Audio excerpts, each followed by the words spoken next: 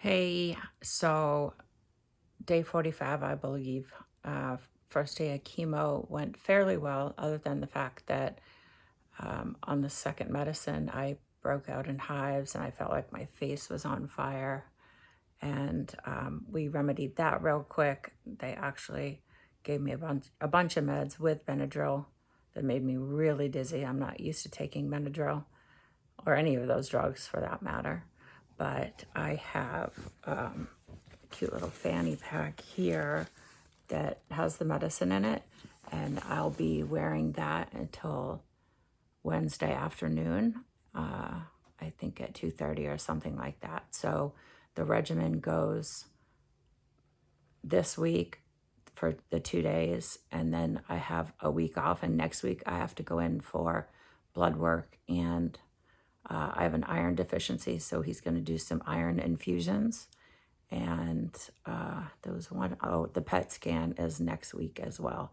So lots of appointments coming up, and just on the road. I'm on the road to recovery, and that's just one less thing I have to worry about is the first treatment, because it's the longest treatment time that you're there. Now I know what to expect. I'm so glad I brought a pillow and a blanket and my journal, because I wrote a little bit, and I brought a devotional. Didn't end up having to use my headphones, but which means I didn't read any of my books. But all in all, I think it went really, really well. I'm just super duper tired, and I am taking the anti-nausea so I don't get sick.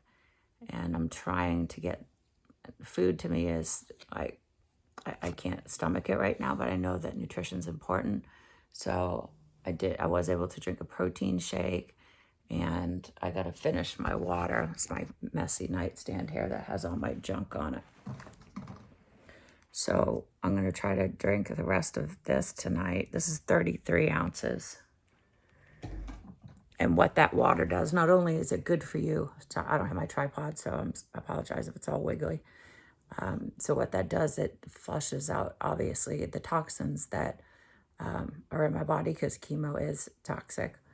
And I don't, other than the rash that I had when I was there that was controlled, I feel okay. I just feel really tired.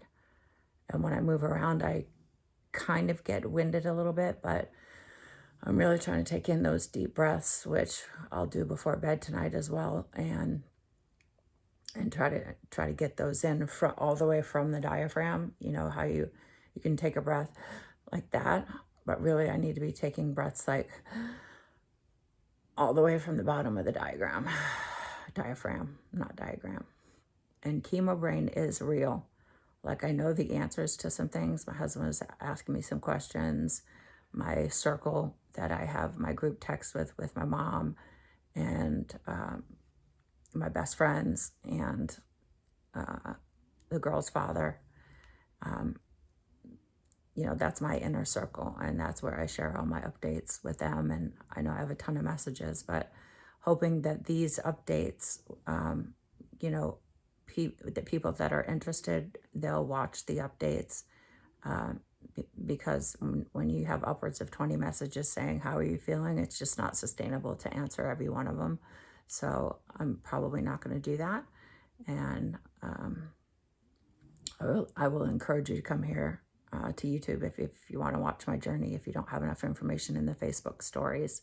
So the stories are going to, some go to Instagram depending on what things I add to it. Like if I add music, it doesn't go to Instagram.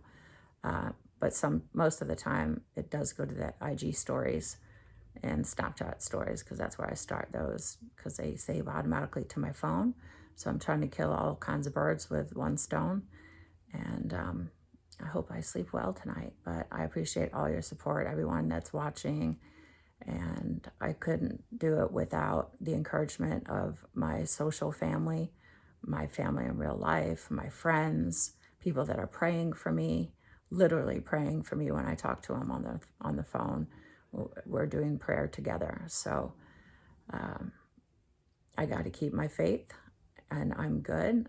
And again, it's just one more thing left that I can push aside and say, okay, that one's done. A little bit closer to the prize.